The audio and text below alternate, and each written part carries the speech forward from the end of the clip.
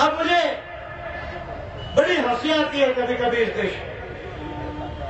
मैं ये फिक्की, एसोचैम और सीआईआई के लोगों से भी कहते आया हूं, जब रिजर्वेशन इन प्राइवेट सेक्टर का इश्यू आता है तो ये लोग कहते हैं कि नहीं, हम मेरिट के आधार पर लेंगे। तो मैंने कहा merit my foot, merit my foot. ये मेरिट क्या होता है? अमृता सेन और केनेथ एरो दो अर्थशास्त्री ऐसे हैं जिन्होंने नोबेल प्राइज अर्थशास्त्री अमर्त्य सेन और केनेथ एरो ने रिसर्च किया, दुनिया भर में रिसर्च किया। किस चीज का रिसर्च किया? कि क्या वही किसी के अंदर मेरिट होता है? कोई मां के पेट से मेरिट लेके आता है क्या? कहीं ऐसी कोई दुनिया के अंदर कहीं एविडेंसेस है, कई प्रमाण है? और एक किताब Oxford university press calendar London ने पब्लिश किया, उसमें केनेथ एरो और अमर्त्य सेन ने इस बात को प्रूव किया कि मेरिट जैसी कोई चीज नहीं होती। अगर अपॉर्चुनिटी दी जाए, संधि अगर दी जाए, तो कोई भी समाज जो है वो विकास कर सकता है। अमर्त्य सेन और केनेथ एरो ने प्रूव किया। और इसलिए मैं कहता हूं, अंबानी और अडानी से कहता हूं, मैं अंबानी और अडानी से कहता हूं कि मुझे 12 साल के लिए आपका बच्चा दो। 12 साल के लिए मैं अंबानी और अडानी के बच्चे को लेता हूं।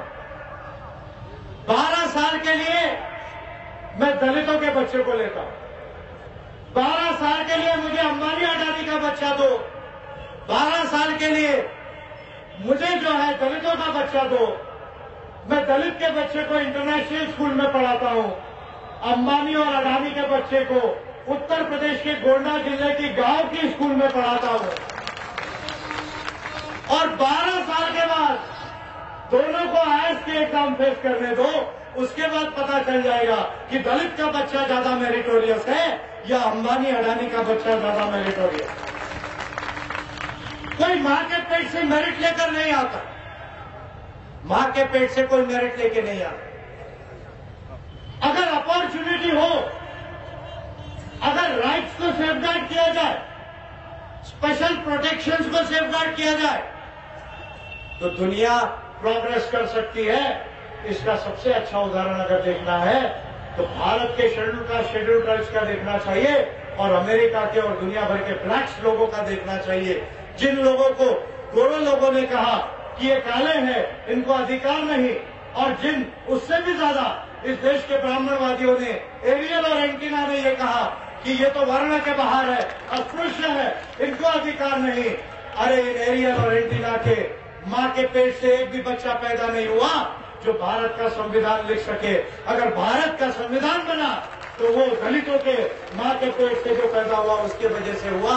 अगर भारत को पहचान मिली तो सम्राट अशोका की वजह से हुआ। अगर भारत महान है तो ये कृष्ण और राम के वजह से नहीं है। अगर भारत महान है तो बुद्ध, अशोक और बाबा साहब अम्बेडकर के वजह से। इस बात को हमें ध्यान में रखने की जरूरत है।